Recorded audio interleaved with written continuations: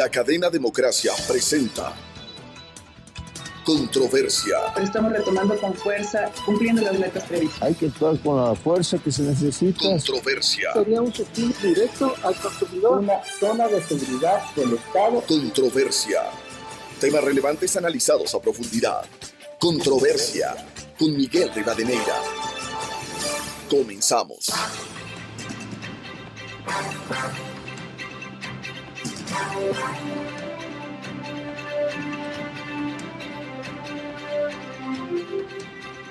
Un saludo cordial a los seguidores del programa Controversia en Escena a través de XFM, Democracia M y Democracia TV.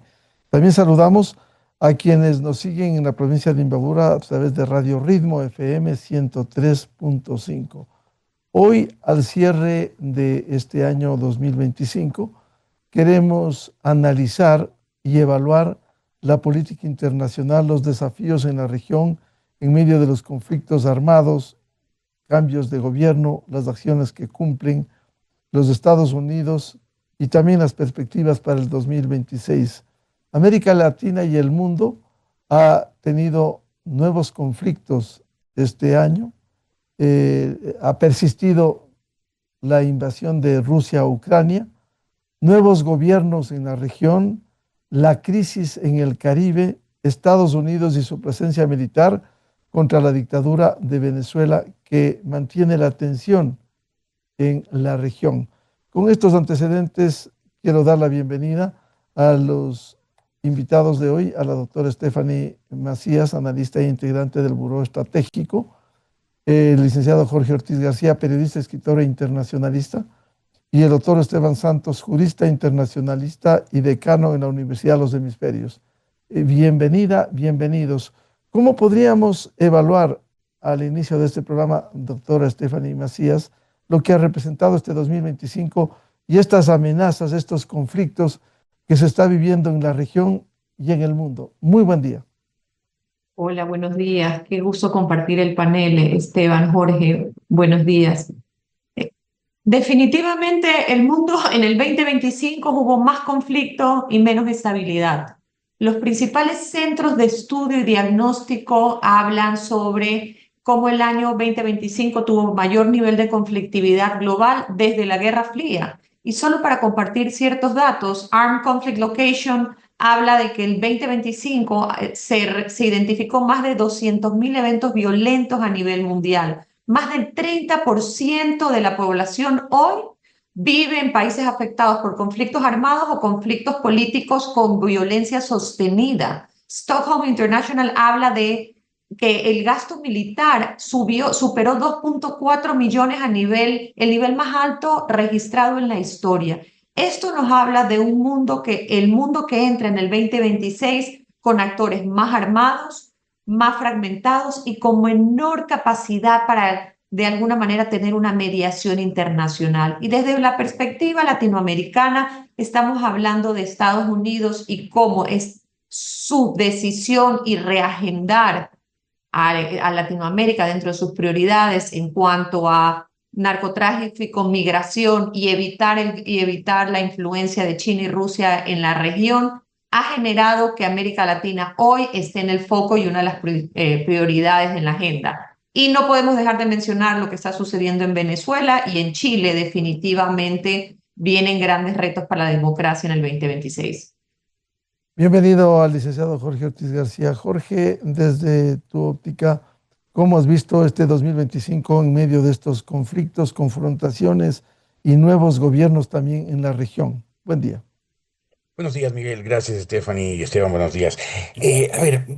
Yo suelo ser muy optimista con respecto a los asuntos internacionales porque creo que desde que existen las armas atómicas hay lo que se dijo que hubo durante la Guerra Fría, el equilibrio del terror. Es tal la certeza de que una guerra, una guerra nuclear, una guerra global, no ganaría nadie y perderían todos.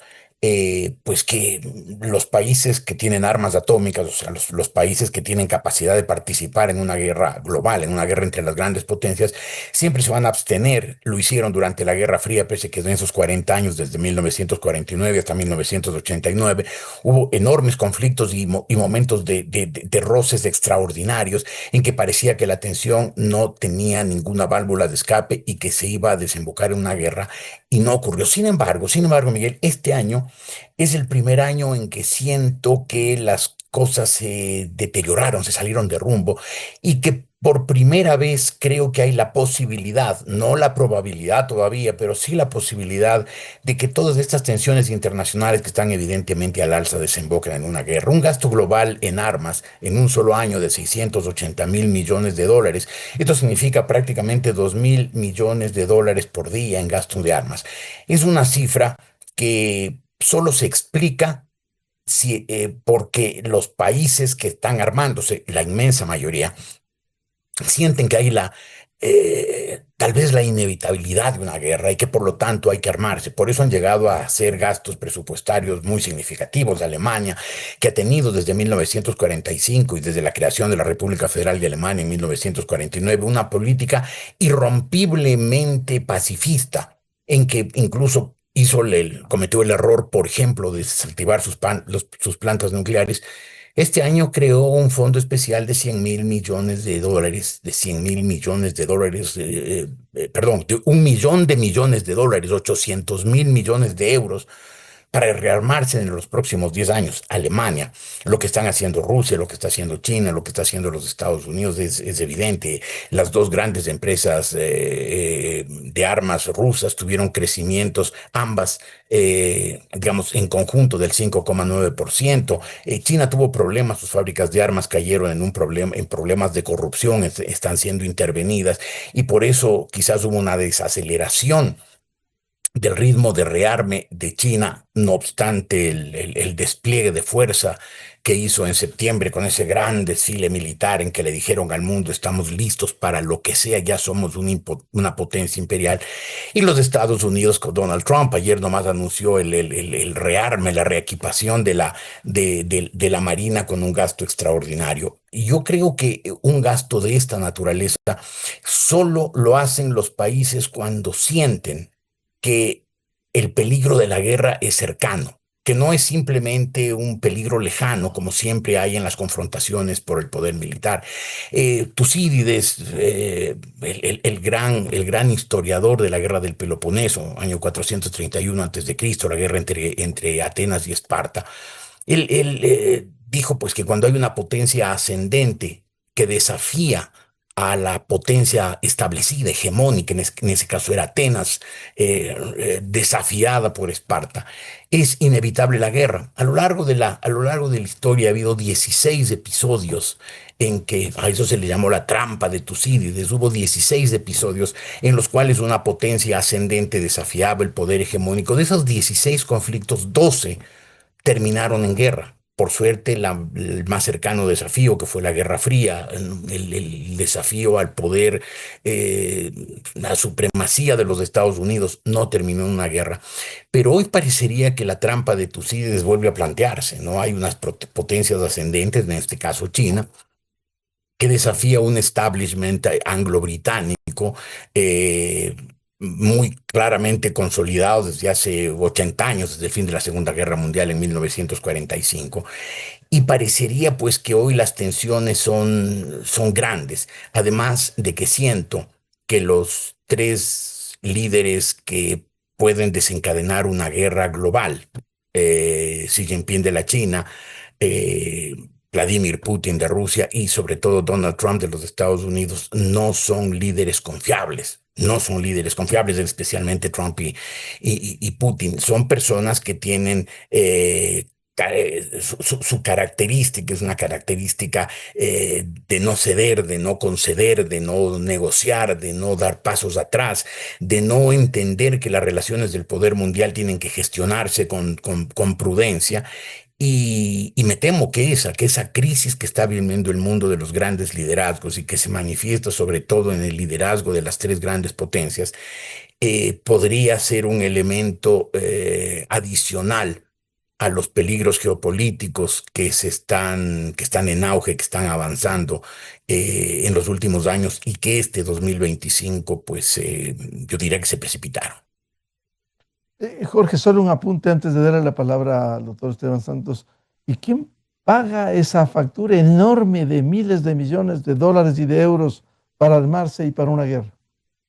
Bueno, evidentemente este momento lo está pagando el mundo entero, ¿no? Porque todos estos países, especialmente China y los Estados Unidos, están utilizando políticas de aranceles para tratar de recaudar más y poder mantener un ritmo de ingresos que financie sus rearmes. Y obviamente el momento que se aplican aranceles, los aranceles terminan afectando a la población del mundo porque el mundo está totalmente pues interconectado y el comercio ya es un comercio global. Las redes de suministro son absolutamente globales. Hoy ya no se puede hablar como se podía hablar en la antigüedad de la ruta de la seda, en que era el gran camino del comercio. Los caminos del comercio están cruzados por todas partes del mundo. Es imposible detener el comercio y obviamente el momento que hay una guerra de aranceles como la que está en curso este momento, pues todos terminamos pagando en el costo diario de nuestros productos de consumo, estamos pagando ese rearme. Además, claro, hay una emisión inorgánica de dinero en muchos de estos casos que pues serán cuentas que tendrán que pagar los ciudadanos de los países que están rearmándose, pero te insisto, con unas pocas excepciones, y tal vez América Latina es una de ellas, con unas pocas excepciones, el mundo entero está rearmándose y por lo tanto los habitantes de la inmensa mayoría de los países del mundo están sometidos a grandes tensiones financieras por las necesidades de su gobierno de ingresos adicionales para la compra de armas y para la extensión de sus ejércitos, por supuesto. Bienvenido al doctor Esteban Santos, jurista internacionalista, decano de la Universidad de los Hemisferios. ¿Cómo ve, Esteban, este panorama que nos han descrito ya Estefanía Macías y Jorge Ortiz respecto del mundo y los problemas de América Latina? Buen día. Muchas gracias, querido Miguel, y mi saludo también a Stephanie y a Jorge. Creo que lo han dicho ellos muy bien. Para mí este es un mundo más fragmentado, pero no es un mundo más estable. Creo que estamos hablando ya de lo que se constituye para mí como el fin del multilateralismo. Y esto en gran medida porque las reglas que mantuvieron la paz y la estabilidad global por más de 80 años llegan paradójicamente a su fin porque es el propio hegemón, los Estados Unidos, los que presentaron estas reglas, los primeros que le están violando. Entonces creo que no podemos sino esperar que estas guerras que no se resolvieron, por ejemplo, y que para mí redefinen la geopolítica, cuando estamos hablando del conflicto de Ucrania o Rusia, que entra en una fase de un conflicto congelado de facto, con altísimos costos humanos y económicos en Medio Oriente, todo lo que es el conflicto de Israel y Gaza, y creo que el mundo se está acostumbrando peligrosamente a convivir con estas guerras prolongadas. Cuando el multilateralismo no puede dar una respuesta, entonces volvemos al poder duro, al hard power. Y eso es lo que estamos viviendo, por ejemplo, con un Estados Unidos que tiene el 15% de toda su flota en las costas del Mar Caribe y que aún así, en lo personal, todavía le veo muy difícil o lejano una declaratoria de guerra por algunas razones jurídicas y geopolíticas y estratégicas también. Creo que este es un año como datos interesantes, además de lo que ya han dicho Stephanie y Jorge con respecto al monto de gastos que está emprendiendo el mundo, porque es de esta cruzada del rearme. Y esto en gran medida creo que tuvo como el destape lo que fue la agresión de Rusia a Ucrania. Europa convivía con esta lógica del principio de la mutua destrucción asegurada, que ya se lo estaba mencionando. Y esto creo que lo que trajo fue prosperidad y integración. Por eso nace las instituciones europeas y por eso el presupuesto de la OTAN o de una Unión Europea como tal en defensa era irrisorio en comparación a lo que estamos hablando ahora. Y esto es porque nadie tenía pensado que iba a haber otro intento de zar, que es para mí lo que está haciendo Vladimir Putin, tratando de volver a dibujar las fronteras europeas por la fuerza. Y eso lo que ha puesto es al mundo en vilo, porque hay un Estados Unidos que ha dicho que no va a estar ahí necesariamente para defenderlos. Entonces, como ya se dijo, una Alemania rearmándose y el mundo lo aplaude, un Japón rearmándose y el mundo lo aplaude, un Canadá que le dice a Estados Unidos, you stabbed me in the back, usted me apuñaló por la espalda, o que los europeos le digan, ustedes ya no son un socio confiable a los Estados Unidos. Para esto viene esta China, que si bien tiene un menor crecimiento este año, es más influyente de manera estratégica.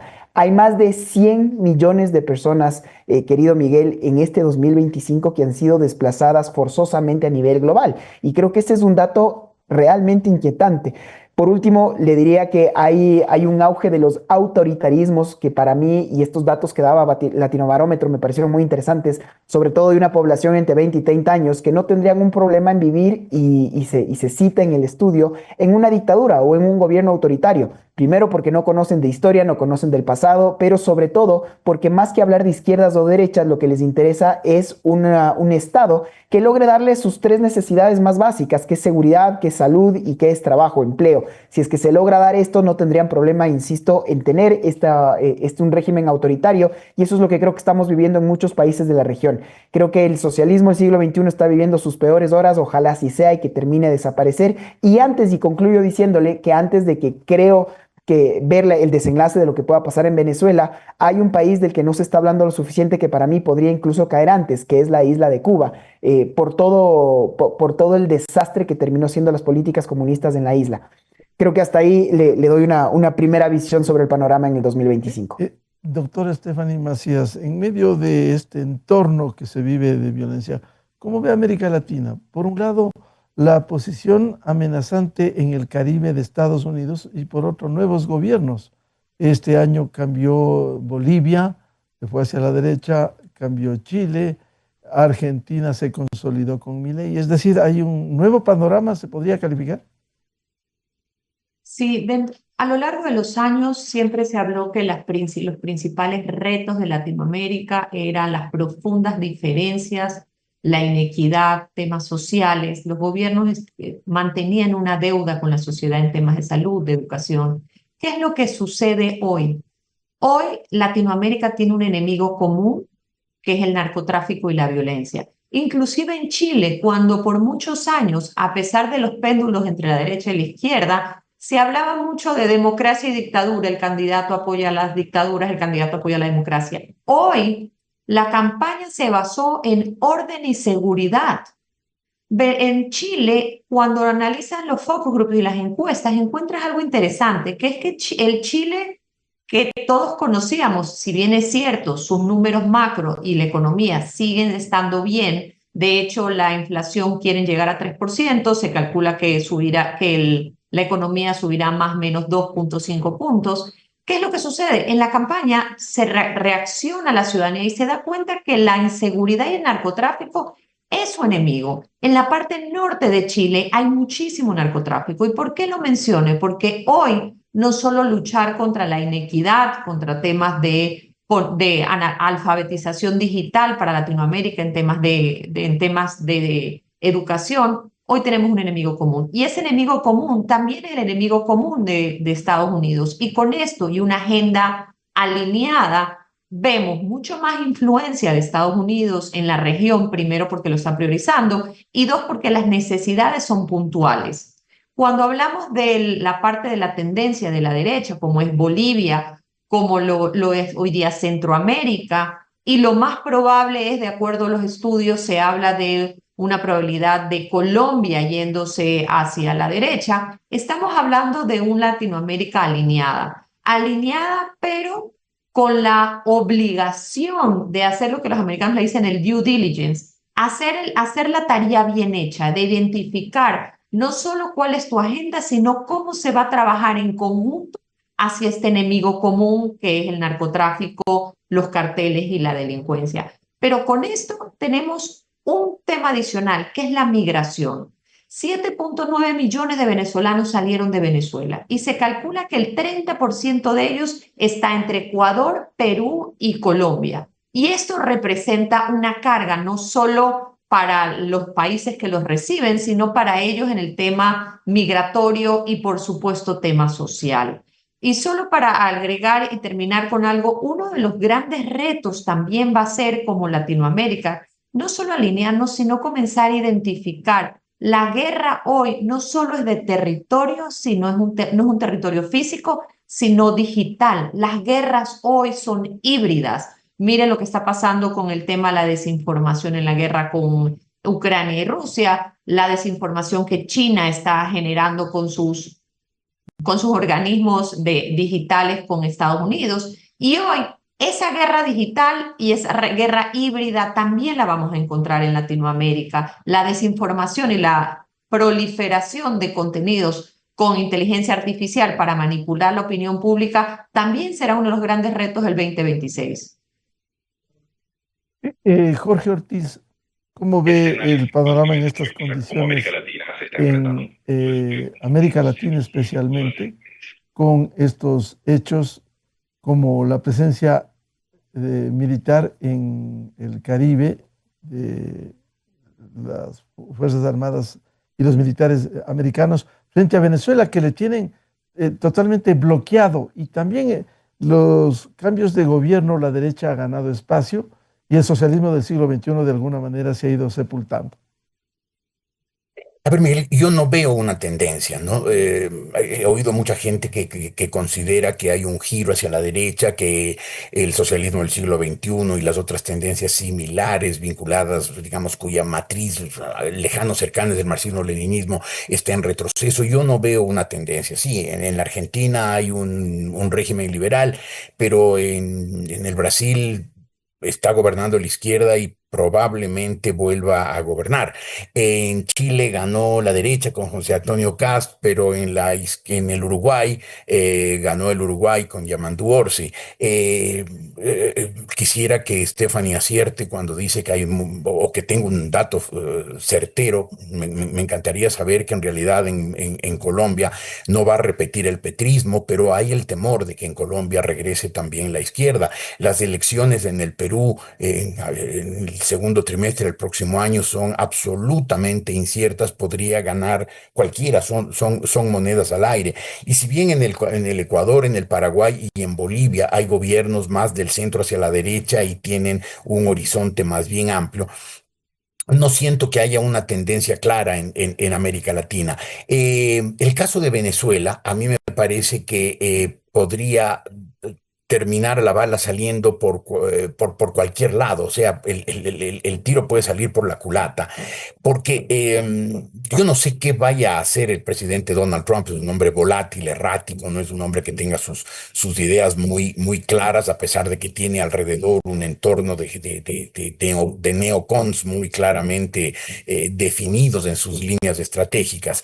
Pero se va a meter en Venezuela, van a meterse los Marines norteamericanos en Venezuela. Claro, el momento que hay una flota y tan poderosa como la que tienen los Estados Unidos puesta ahí, inclusive el portaaviones Gerald Ford, el más grande del mundo, pues uno dice, tienen que hacer algo, no van a mañana o pasado retirar la flota sin haber hecho nada, algo tienen que hacer, pero sí, suena a eso, pero ¿qué? Que porque la extracción de Manuel Antonio Noriega en Panamá costó 26 muertos norteamericanos. La sacada del régimen chavista en Venezuela, que no es solamente Maduro, sino todo su plana mayor, no significaría 26 muertos, significaría 26.000 muertos, porque si bien Caracas está a 12 kilómetros de la costa del Caribe venezolano, son territorios es un territorio muy escarpado, se llega casi a los 1.000 metros de altura. Entonces un avance por esas tierras para tratar de tomar Caracas sería una mortandad brutal, además de que Venezuela está armada, y todos estos desplantes del presidente Trump lo que han hecho es que Venezuela esté más preparada que nunca para resistir una posible intervención armada por el Caribe. Lo que podría pasar, o sea, no sé, a lo mejor el presidente Trump y su gente tienen un plan preciso que yo no alcanzo a descifrar cuál puede ser para librarse del régimen de Nicolás Maduro. Pero lo que podría pasar, pues más bien es que haya aquí un coletazo en contra de los intereses norteamericanos, porque en América Latina entera, o por lo menos en Sudamérica, resurja el peor sentimiento antiamericano que ha habido en la historia. O sea, ha habido periodos de muy marcado antiamericanismo, y no descarto que toda esta actitud de Trump amenazando al Brasil, imponiéndole aranceles altísimos, tratando de interferir en la justicia para que a su amigo Jair Bolsonaro, autor de un intento de golpe de Estado, no lo sancione la justicia, imponiendo sanciones a cuanto país no le gusta lo que hagan. Le dice a Honduras en vísperas de las elecciones: si gana mi candidato, les apoyo; si no gana mi candidato, no tendrán ni agua. Eso va a terminar, y yo creo que a corto plazo, generando en América Latina un rechazo a las políticas norteamericanas. En este caso son solamente de Trump. Yo creo que Trump no interpreta el espíritu norteamericano, no lo refleja, pero él es el que manda hoy, y se ve un vecino peleón, agresivo, desagradable, prepotente, y eso creo yo que puede terminar con un giro más bien de América Latina hacia la izquierda, contradiciendo a quienes creen que más bien en este momento hay un giro hacia la derecha. Por lo demás, creo que el presidente Trump, o sea, los Estados Unidos, que influyen muy marcadamente en América Latina por su cercanía, el tratar de volver a la doctrina de Monroe. El presidente James Monroe dijo: América para los americanos. Lo dijo en una época en que había el riesgo de que los británicos intentaran retomar posiciones en América Latina, porque no solamente lo tenían en los Estados Unidos y en islas del Caribe, también tenían, por ejemplo, en el Río de la Plata. El volver a esa teoría 200 años después, pues puedes generar unas grandes tensiones y unos grandes problemas en toda esta región. Pero claro, Trump es un tipo tan errático, tan imprevisible, tan poco estructurado intelectualmente, como para que uno pueda decir: esta es la línea, hacia allá va, porque es hombre errático, cambia todos los días. Muchas veces es famoso en los Estados Unidos. Dicen: Trump opina lo que opina la última persona que habló con él. Eh, Eso también le genera a América Latina un horizonte de incertidumbre.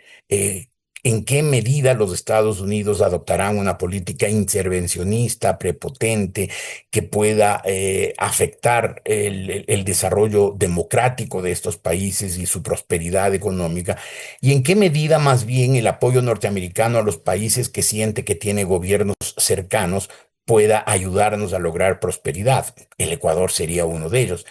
Me parece incierto, porque no sabemos por dónde, hacia dónde y hasta dónde es capaz de ir Donald Trump. Eh, Jorge, ¿y el nuevo gobierno de Chile? ¿Cómo? De José A ver, Antonio Cast. yo creo que José Antonio Cast tiene claro que él tuvo el 28% de los votos en la primera vuelta. En la segunda llegó a 58, lo cual significa que en su caudal electoral él tiene 28 votos propios, 28% de votos propios y 30% de votos prestados. Y en ese 30% de votos prestados hay una derecha tradicional, una derecha conservadora. No hay una derecha ultra, porque se teme que José Antonio Cast, por ciertos antecedentes políticos de él, sobre todo su cercanía al pinochetismo, pueda representar el sector más duro, más radical, más intransigente de la derecha. Pero en el gran caudal de Cast hay una pequeña minoría, perdón, la mayoría es, aunque por una diferencia pequeña, no de posiciones ultristas, sino de posiciones conservadoras, de posiciones tradicionales, no de derecha dura, sino más bien de centro derecha, que en el caso chileno representó durante 2 periodos presidenciales el presidente Sebastián Piñera. Entonces yo creo que José Antonio Cast y su gente, que tiene gente talentosa alrededor, deben darse cuenta que no pueden radicalizarse, porque en su base de apoyo no hay una ideología radical, y que más bien tiene que tener un gobierno, sí, liberal, claramente liberal. La gente quiere el liberalismo. Chile tiene muy claro que cuando aplicó políticas liberales creció, generó prosperidad, generó riqueza y generó también estabilidad política, pero respetando las minorías, respetando los derechos humanos, respetando los procesos políticos, respetando a la oposición, permitiendo la prensa independiente, las voces disidentes. Entonces creo que si el presidente Cast se comporta a la altura de las circunstancias, no tendrá Chile un gobierno ultra, sino un gobierno liberal, que puede ser un buen espejo en el que el resto de América Latina se fije. Doctor Esteban Santos, ¿cómo ve el panorama en América Latina con estos nuevos gobiernos, la presencia americana en el Caribe y el fantasma y las amenazas del presidente Trump contra la dictadura de Maduro? Pues Miguel, para mí América Latina es la definición de una estabilidad política que sigue siendo su gran déficit. La región tiene un crecimiento moderado, pero con una altísima volatilidad política, con instituciones muy frágiles y con una polarización constante. Creo que es Uruguay, Chile, tal vez Costa Rica, que siguen siendo unas excepciones relativas, y el resto de la región oscila entre populismos, crisis de gobernabilidad y una, sobre todo, desconfianza ciudadana. Cuando yo hablo de los auges de los autoritarismos, regreso a ver a Europa, veo lo que está pasando, como Vox acaba de arrasar en estas últimas elecciones en España, lo que puede pasar en las próximas elecciones en Francia con un Emmanuel Macron que no logra formar un gobierno y que tiene a Marine Le Pen respirándole literalmente en la nuca, lo que pasa con Meloni, lo que pasa con Víctor Orbán. En fin, creo que es una región en el mundo, nuevamente, los liderazgos fuertes, pero sobre todo autoritarios, de los que están en auge. Mucho de esto sí es de esta impronta, de esta idea del trompismo, si es que cabe esa palabra, en donde hay una suerte de impronta que quiere presentarla Donald Trump. Y creo que sí, este es un acto de injerismo injerencista muy claro, muy marcado, como le dice a Panamá que el canal tiene que devolver a ser norteamericano. Hoy por hoy BlackRock tiene nuevamente la administración. A Groenlandia le dice que es una isla que tiene que ser estratégica para los Estados Unidos. Y claro, hay un crecimiento, un dominio. Estoy muy de acuerdo en esa lógica del bully, del malo, por la fuerza. Y hay gobiernos que han logrado, creo, con pragmatismo, lograr tratar de llevarse en la medida en la que se pueda bien con los Estados Unidos, pero comparto también en esa lógica de ser un gobierno muy errático, en donde no se termina de conocer cuál es la política exterior norteamericana. Yo soy un convencido que la política exterior no es nada más que el reflejo de una política interna. Creo que Donald Trump, que quiere y necesita con urgencia una victoria, a win. Donald Trump no logró la paz en Ucrania, no hay una paz propiamente en Medio Oriente y necesita, Miguel, darse un baño de masas porque su popularidad está viniendo a la baja y de manera constante. Ya perdió elecciones claves como en el estado de Nueva York, Virginia, y el próximo año, en 2026, son las denominadas midterms. Entonces necesita una respuesta. Esta respuesta, al parecer y al comienzo, creía yo que iba a bastar con lo que ellos estaban diciendo. Yo digo que son narcolanchas y las estoy hundiendo a punta de misiles, pero uno diría, oiga, por muy narcotraficantes necesitan y tienen el derecho a una legítima defensa, a un juez y demás, pues eso no le interesa a la administración de Trump. Y van cambiando la terminología jurídica, porque si es solo un delincuente es un problema local. Pero si es que es un narcodelincuente, sube un poco la vara y al final se terminan decretando que el fentanilo es un arma de destrucción masiva y que ellos son unos narcoterroristas y por lo tanto que tienen una obligación a la luz del derecho internacional de tener que actuar. Creo que es un argumento un poco estirado, pero eso es un poco la lógica que se está presentando de parte del Ejecutivo norteamericano. Y al final, Miguel, yo creo, escuchaba con atención a muchos de estos republicanos, los denominados halcones, los hawks, al señor Lindsey Graham, por ejemplo, que le decía, a mí no me pregunten si es que era o no era una violación al derecho internacional el que lancé un misil, quedan 2 sobrevivientes y lo rematamos. Eso no nos importa. Y lo único que a mí me interesa es que me pregunten cómo es que Donald Trump acaba de mover el 15% de toda la flota sacrosanta del imperio norteamericano naval y no le logra sacar a este señor. Y cómo nos vamos a ver contra nuestros enemigos China y Rusia. Eso es un poco el mensaje directo que se le está mandando. Ahora, yo le veo muy difícil porque para tener una intervención se necesita la autorización del Congreso, que no creo que lo vaya a tener. Y por último, hay que recordar un poco la historia de lo que fue. Cuando se invadió Granada, estábamos hablando de unas 7,000 tropas que ingresaron en el 83. En Panamá, que lo hemos mencionado, en el 89 hablamos de alrededor de unas 27,000 tropas. Y Venezuela es el doble de tamaño que tiene Irak. En Irak, cuando fue esta invasión, cuando fue la guerra del Golfo, ingresaron unos 160,000 soldados norteamericanos. En este momento, si bien se tiene armas de primer nivel, el Gerald Ford, que están estacionados en las aguas del Mar Caribe. Se habla de alrededor de entre 15.000 y 20.000 tropas que están ahí estacionadas y no creo que se pueda dar un cambio de régimen si no hay una presión en tierra. Pero ¿qué es lo que se está intentando por último hacer? Esto que estamos viendo a través de los petroleros. No porque quiera necesariamente el petróleo los Estados Unidos como lo está poniendo en el encuadre de Donald Trump, porque este ha sido un año récord en producción de los Estados Unidos gracias al fracking o su vecino Canadá, pero creo que sobre todo porque la economía venezolana es monoproductora. Es básicamente, si se cierra ese grifo, pues el chavismo no tiene cómo mantener todo su aparataje y lo que se está buscando es un poco, en mi criterio, esta idea del momento Alepo, ¿no? En alusión a lo que pasó con Siria y la caída del dictador Bashar al-Assad, que empiece a desgranarse, algo que hasta ahora yo en lo personal no lo veo, Miguel. Por eso es que mi conclusión última es ver lo que está pasando en el Caribe, que todos los vecinos de Venezuela han abierto sus puertas a los Estados Unidos, Surinam, que tiene todo el problema del Esequibo, lo que es Trinidad y Tobago, la propia República Dominicana, que han aceptado que vengan los soldados y que puedan pues reabastecerse en sus tierras. No así en Sudamérica. Y hay dos gobiernos de izquierda que, si bien reconocen que no quieren una intervención militar, ellos mismos están diciendo que Maduro está ahí de manera irregular y que se robó las elecciones. Creo que hay un Lula un poco más pragmático y también creo que me sumo ahí a Stephanie porque también creo y espero tener ese mismo sentir de que en 2026 las fuerzas le den la contra a Petro. ¿Por qué? Porque Petro, al igual que Boric, ofrecieron mucho y no pudieron entregar nada. En gran medida, en mi criterio, porque tanto en Chile como en Colombia la institucionalidad logró ser lo suficientemente fuerte para frenar ese embate de lo que quisieron hacer esos dos líderes.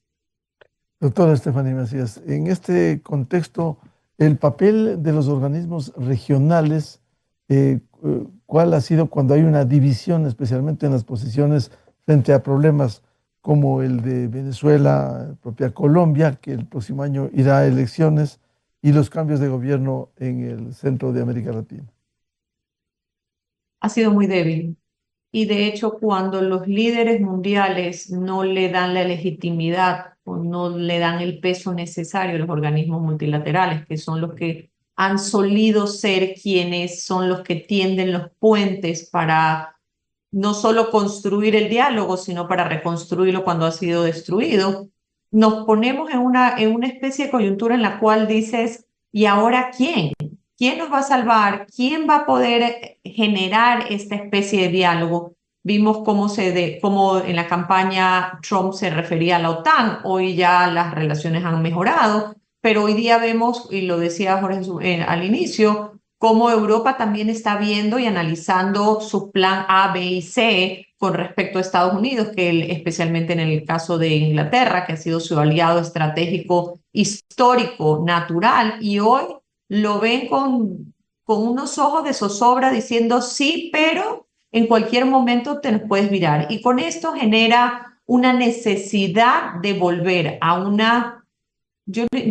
tal vez a un fortalecimiento de estos organismos. Si usted me pregunta cómo lo fortalecemos, es durísimo porque hoy las grandes potencias están desconociendo el liderazgo de ellas. Y en el caso específico de lo que ha sido la ONU, hemos visto las posiciones de la ONU con diferentes temas, especialmente en el tema de Israel y Palestina, que eso también detonó unas posiciones marcadas y unas divisiones mundiales al respecto. Y hoy lo que pasa con lo que ha sido el BID, la OEA, el Mercosur, y todo el contexto que ha tenido no solo desde la práctica, sino también desde la narrativa. Y eso es uno de los grandes retos que va a tener el multilateralismo en los próximos años.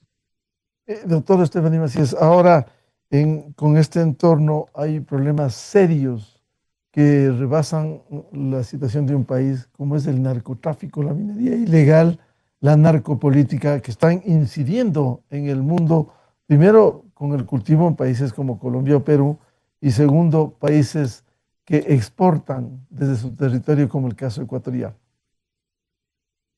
Y yo le agregaría algo más, que es el reclutamiento, que lo hemos hablado en su espacio. Hoy el narcotráfico es el principal enemigo de Latinoamérica, con un adicional que es al Atlántico estar completamente en lockdown, cerrado por la estrategia militar de Estados Unidos.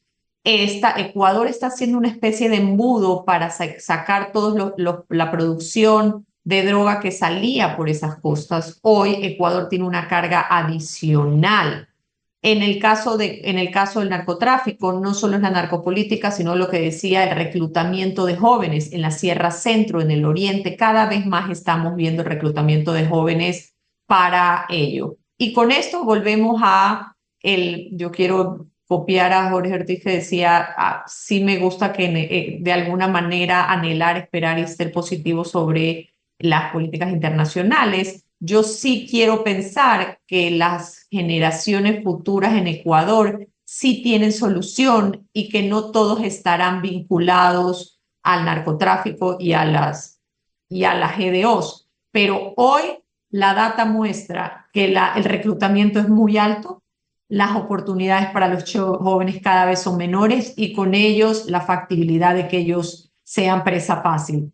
Con esto también es cierto que de ser, y es muy repetitivo porque todo el mundo habla que Ecuador era un país de paso. Sí, era un país de paso, pero el momento en el cual los GDOs comenzaron a recibir como forma de pago producto, se volvió el Ecuador también un país donde estas organizaciones criminales comenzaron a marketear de alguna manera y posicionar su producto dentro del territorio ecuatoriano. Y eso también va a ser al mediano, al corto y mediano plazo uno de los grandes retos en el tema del sistema de salud, porque vamos a tener grandes consumidores.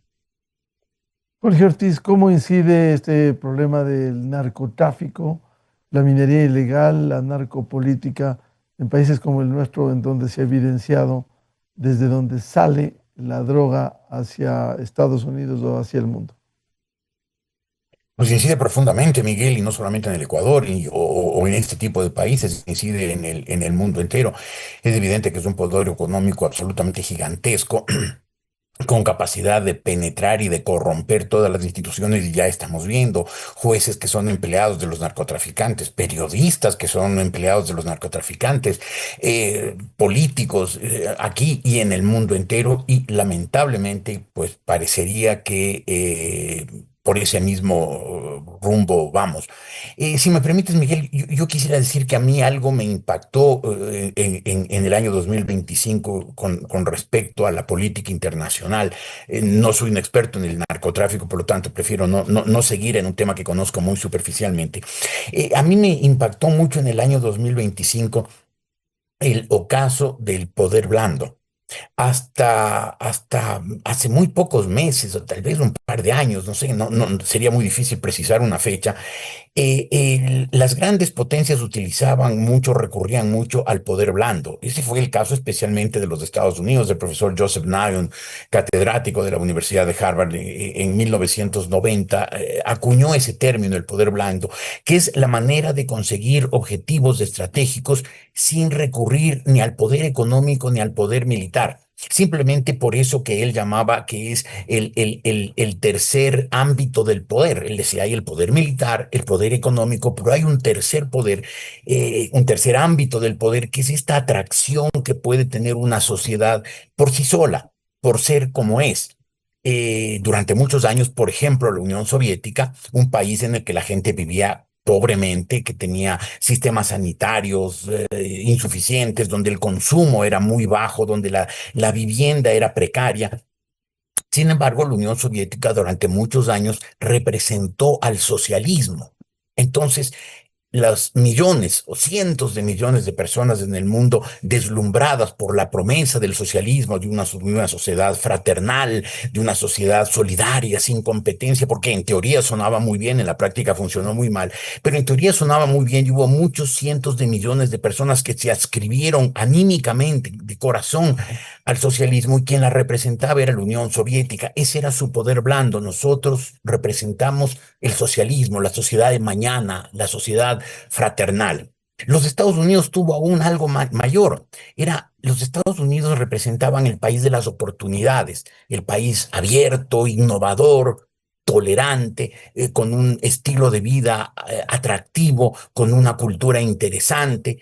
Y mucha gente sintió cercanía y no solo admiró, sino emuló a los Estados Unidos porque lo veía como un país que merecía ser imitado y merecía ser querido.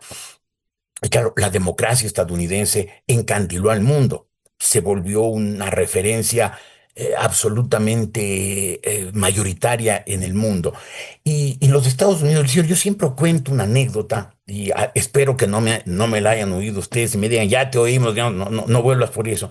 Pero yo cuento que cuando transmitía la CNN la guerra en Irak, se veía un destacamento, unos soldados americanos que avanzaban bajo fuego enemigo y detrás iba un camarógrafo de la CNN, y claro, se parapetaban en lo que podían y de pronto pues unos soldados, tres o cuatro, se refugian en una pared. Se ponen de espaldas a la pared, el fuego venía de atrás y el momento que el camarógrafo abre la toma, se ve que en esa pared, era la pared de una escuela, de un jardín de infantes, estaba dibujado el pato Donald, Mickey Mouse, Tribilín. Es decir, que el poder blando había llegado antes que el poder militar y había llegado atrayendo más que obviamente el poder militar, el uso de la fuerza. Los Estados Unidos tuvieron durante muchos años, durante generaciones, un poder blando por el cual consiguieron grandes objetivos estratégicos sin tener que recurrir a la fuerza. Hoy vemos que el presidente Donald Trump ha descartado el poder blando, ha descartado el multilateralismo, ha descartado el diálogo y desde el día que entró se lanzó por el camino duro, primero de las sanciones y después directamente de las amenazas. Ayer nombra a un enviado especial para Groenlandia, para arrebatarle Groenlandia a Dinamarca, que no solo es un país del occidente democrático, integrante de la Unión Europea, socio de la OTAN, sino que además ha sido un partícipe directo en las campañas militares de los Estados Unidos, sobre todo en la guerra contra el terrorismo. Y contra ese país, contra Dinamarca, se lanza Estados Unidos amenazándole con arrebatarle Dinamarca. Obviamente lo mismo que quiere hacer con el Canal de Panamá. Todas estas actitudes de vecino grosero, prepotente, matón, que busca pelea, que no logra acuerdos, que a mí me resulta extraordinariamente incomprensible, porque los Estados Unidos tienen y han tenido y han usado con talento durante muchas generaciones el poder blando. Ver cómo este año, 2025, vimos el final del uso del poder blando y el recurso al poder duro. Vemos que, claro, por el otro lado va a ocurrir lo mismo. Frente a ese poder duro, frente a esa actitud agresiva, prepotente, que va ganando espacios a empujones, obviamente los otros países van a hacer lo mismo. Ya lo tenemos a Rusia antes que a los Estados Unidos y más violentamente y más sangrientamente que los Estados Unidos haciendo lo mismo. Es evidente que hoy en Ucrania se está jugando no el destino de Ucrania, se está jugando el destino de Europa, o tal vez el destino del mundo. Ha sido mencionado muchas veces, y perdonen que lo repita, el tema de los Sudetes. En 1938 Hitler decidió que Alemania tenía que anexionarse los Sudetes. Los Sudetes era una región montañosa de Checoslovaquia, donde, según Hitler, vivían 300.000 alemanes y por lo tanto los Sudetes tenían que ser anexionados a Alemania. El primer ministro de la Gran Bretaña por entonces la primera potencia del mundo, Chamberlain, creyó que con una cesión, con una concesión a Hitler, lo pacificaban y volvió a Londres diciendo: he logrado una paz para nuestro tiempo, una paz para nuestro tiempo que le duró menos de un año. Eso fue en septiembre del 38. En septiembre del 39, Alemania y la Unión Soviética unidos invadieron Polonia y empezaron la Segunda Guerra Mundial. Frente a tiranos, frente a déspotas como Vladimir Putin, no hay diálogo, no hay consenso, no hay conciliación que valga.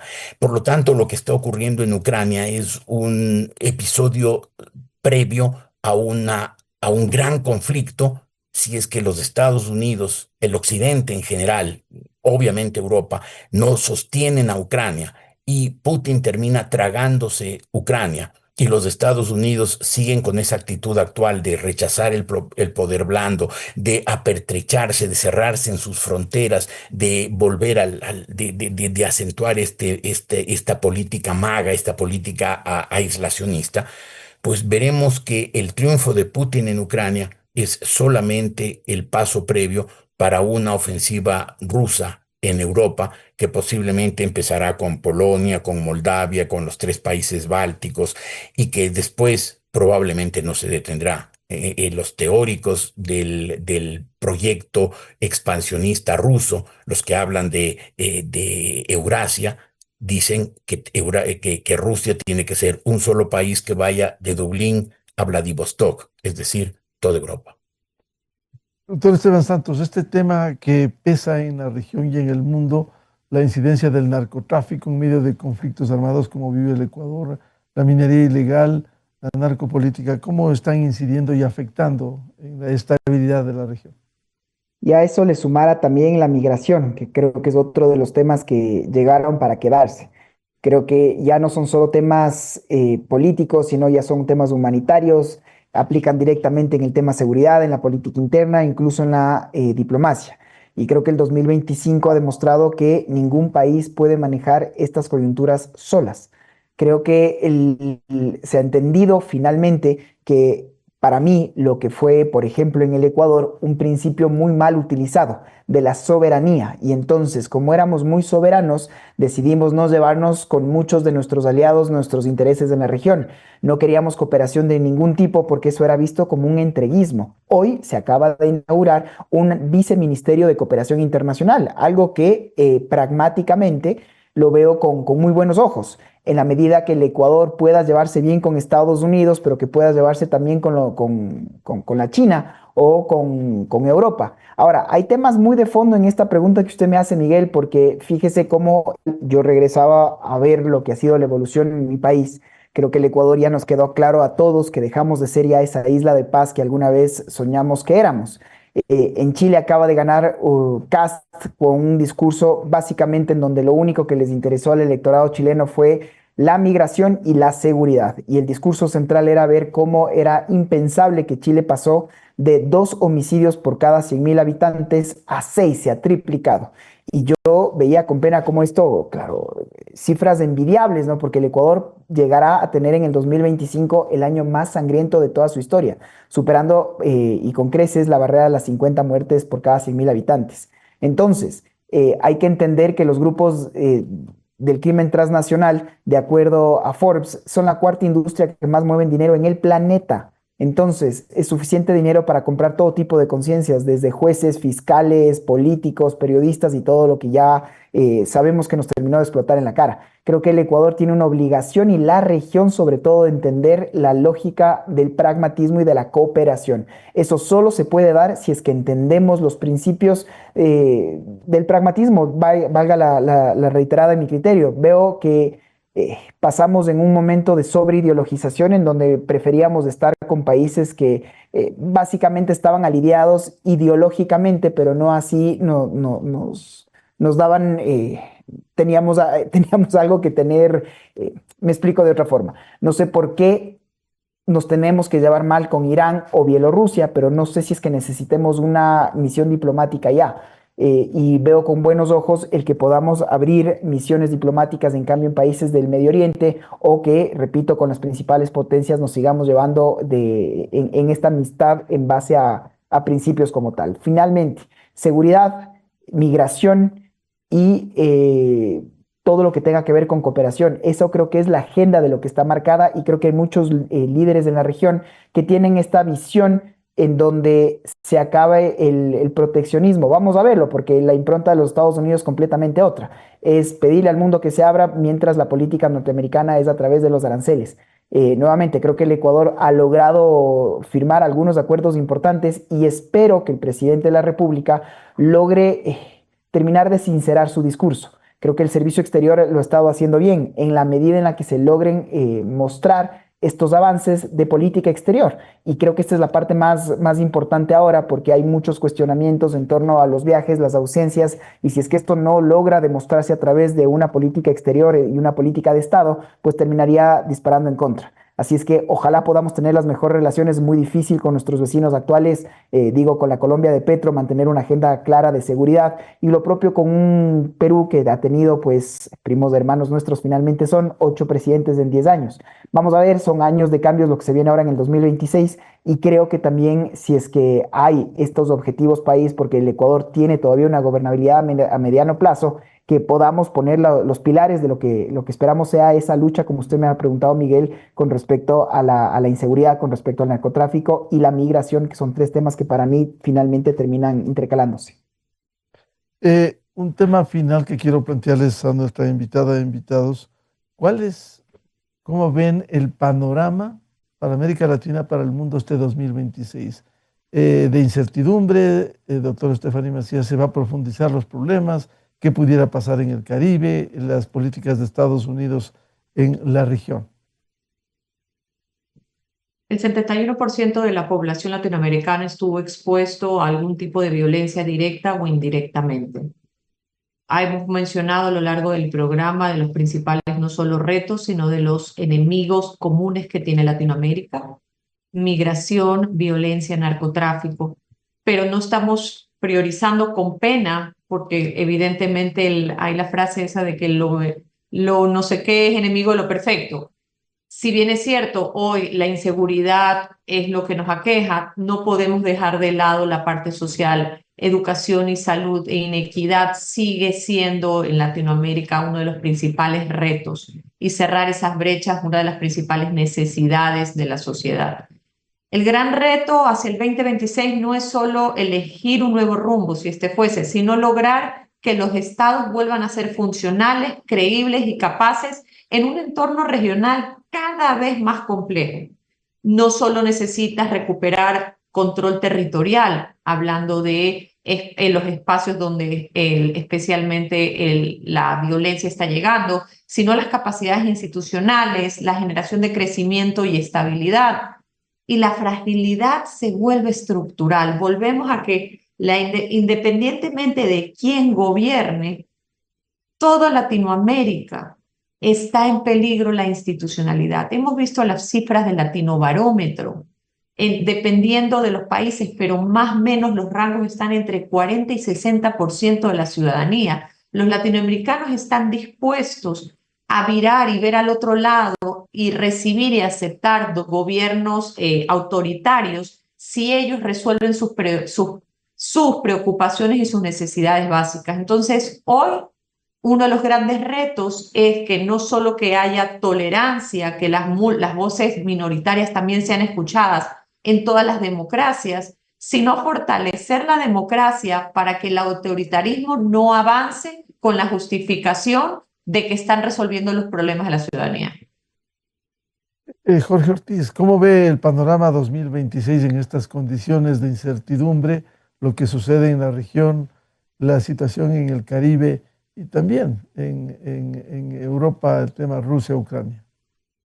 Para América Latina yo veo una enorme incertidumbre, no logro descifrar los caminos por los cuales avanzará esta región el próximo año. Como te decía Miguel, el desenlace de lo de Venezuela puede ser crucial.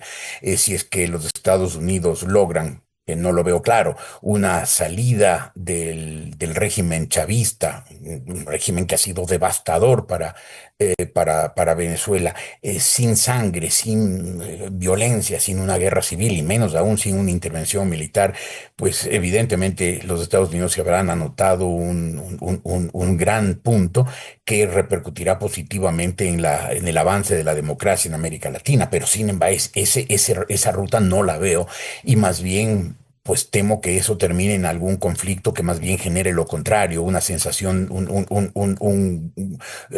una ola de antiamericanismo que termine siendo también una ola antidemocrática, una ola de radicalización hacia la izquierda de estos países, si es que los Estados Unidos no se portan prudentes y sensatos en Venezuela. Por lo demás, hay que ver cómo se consolidan ciertos gobiernos. ¿Qué pasa con la Argentina de Milei? Si es que Milei logra consolidar un proyecto liberal en la Argentina, será evidentemente una algo en lo cual América Latina sentirá que el liberalismo tiene opciones. Al mismo tiempo pueden consolidarse los regímenes que no son exactamente liberales, diría que son socialdemócratas, de México con la señora Claudia Sheinbaum y de Lula en el Brasil, que podría lograr un tercer mandato, un nuevo mandato consecutivo. Creo que el panorama de América Latina es incierto. En el caso ecuatoriano, creo yo que es absolutamente indispensable enfrentar con rapidez y con rotundidad el tema del desempleo. Creo que el tema del desempleo es un tema muy, muy agobiante y muy doloroso. Creo que la inseguridad ha opacado, ha relegado a segundo plano el tema del desempleo. Yo el desempleo lo veo como un problema tan angustioso como el de la inseguridad. Ojalá que el presidente de la República en todos estos viajes que va y viene y que nunca se sabe dónde esté, ojalá esté haciendo gestiones que ayuden a reactivar la economía ecuatoriana, pero para reactivarla no debemos depender de cierta cooperación extranjera, de inversiones extranjeras solamente. Creo que es indispensable que en el Ecuador se hagan las reformas que desde hace tantos años se reclama, como para que el Ecuador sea un país atractivo para la inversión y un país eficiente en su economía. Una reforma laboral que permita una contratación sin los obstáculos que actualmente tiene, y obviamente una reforma de la seguridad social para garantizarle a la gente que su sistema sobre todo el sistema de jubilación, no va a quebrar, que es un riesgo cercano. Creo que el presidente Noboa tiene que jugárselas con todo. Tiene que buscar gente competente, tiene que buscar gente experimentada, tiene que diseñar planes, programas, proyectos concretos para relanzar la economía ecuatoriana, para dinamizarla, porque si la economía ecuatoriana sigue como está, estancada, sin dar muestras de dinámica, el problema de la inseguridad tampoco lo solucionaremos ni pronto ni bien. Doctor Esteban Santos, ¿cómo ve el panorama para el 2026? ¿Optimismo, pesimismo, más confrontación, la posición de Estados Unidos, el Caribe en la región? Para mí, Miguel, la gran lección del 2025 es el regreso de la Realpolitik, sin más. Así como lo dijo en su momento el canciller prusiano, von Bismarck, creo que es el regreso del poder duro. Creo que el multilateralismo, como lo conocemos, dejó de lado. Hay una China que es la que pide ahora prudencia, hay una China que es la que pide instituciones claras, es una China la promotora del cambio verde, de estar en instituciones en donde los Estados Unidos está saliendo porque el presidente norteamericano no cree en ellas. Creo que es un año de muchos cambios en el 2026 en la medida en la que los gobiernos logren entender los problemas planetarios, sobre todo en la región, tan importantes como lo que hemos hablado, que para mí son y siguen siendo los mismos. Es la migración irregular, es el problema del narcotráfico, el problema del desempleo, estoy absolutamente de acuerdo, y todo esto que termina explotando en la cara en un problema de inseguridad tan latente que estamos viviendo. Creo que el Ecuador tiene que venderse bien al mundo, y para venderse bien al mundo no basta solo con buenos spots. Hay que saber negociar, pero hay que también dar las condiciones puertas adentro. Y si no tenemos estas condiciones puertas adentro, pues no debería seguir siendo la sorpresa lamentable que es ver los indicadores de inversión extranjera directa y cómo nosotros siempre estamos al final de la cola. Eso es algo que tiene que cambiar. Para eso se necesita estabilidad política, para eso se necesitan tender puentes mínimos. Le veo muy difícil, Miguel. Ahora, si veo las lecciones que nos deja, por ejemplo, Chile, como parecía el inicio de un mal chiste, ¿no? Como un gobernante de izquierda le tenía que entregar la bastón del mando a uno de extrema derecha que le acababa de ganar a una comunista, y no pasó nada, no hubo absolutamente ningún desván mientras Kast hablaba y reconocía a su contrincante y la gente trataba de abuchar, el mismo pedía: no, respeto, la campaña ya se acabó y tenemos que enfocarnos en intereses países. Creo que eso es algo muy difícil de verlo todavía en el Ecuador de ahora, Miguel, porque estamos hablando todavía de aniquilar, al contrario, de contrincantes, no hablamos de legítimos contradictores. Entonces es muy difícil porque sí, nuestra clase política... Si me permite, para que termine, Esteban, incluso aquí salió un argumento casi esquizofrénico, hablar de la tinta voladora, cuando en Chile se ha dado una demostración de respeto a los resultados, ¿no? O fíjese lo que está pasando ahora en Honduras, no gané yo, entonces fraude. y yo hago lo que sea para que esto no se pueda dar y llamo yo misma, presidenta saliente, a las calles a incendiarlas porque no creo en los resultados, no quiero entregar el poder. Ese es el problema latinoamericano y creo que ahí hay muchas lecciones que nos pueden dar Uruguay, que nos pueden dar Chile. Entonces yo concluyo, Miguel, diciéndole que para mí las instituciones son primordiales. Por eso le ponía el ejemplo de cómo Petro no pudo hacer todo lo que quiso gracias a que existe un establishment colombiano que así lo impidió. Lo mismo que pasó con Boric para mí en Chile, y creo que esas son parte de las lecciones que se tienen que dar. Ahora, por favor, que se logre entender que los gobernantes, más que su nombre, es la señoría del cargo, y lo que se necesita es tender puentes de cooperación, de diálogo entre iguales, y que ojalá sí podamos enfrentarnos a la región en un mundo cada vez más cambiante y donde, como lo hemos dicho, el multilateralismo cada vez está un poco más en sus horas más oscuras, y por ponerlo así. Muchas gracias por aportar a este debate sobre la política internacional, los desafíos en la región, en el mundo, en medio de los conflictos armados, las acciones que cumplen los Estados Unidos al cierre de este 2025 y las perspectivas para el 2026. Muchas gracias a la doctora Stephanie Macías, analista e integrante del Buró Estratégico, Jorge Ortiz García, periodista, escritor e internacionalista, y el doctor Esteban Santos, jurista internacionalista y decano en la Universidad de los Hemisferios. Muchas gracias, muy amables. Confiamos Gracias, Miguel. en el Buenos mejor días. año del Gracias a todos. 2026. Hasta luego. Ha sido un placer. Muchas gracias. Con esto cerramos el programa Controversia en Escena de este año a través de EXA-FM, Democracia M y Democracia TV. También saludamos a quienes nos siguen a través de Radio Ritmo FM en Imbabura 103.5. Les deseamos un venturoso 2026 y seguiremos contribuyendo en la búsqueda de la verdad. Confiamos en días mejores para el Ecuador, América Latina y el mundo. Muy buen día. Esto fue Controversia, temas relevantes analizados a profundidad. Miguel Rivadeneira vuelve el próximo sábado.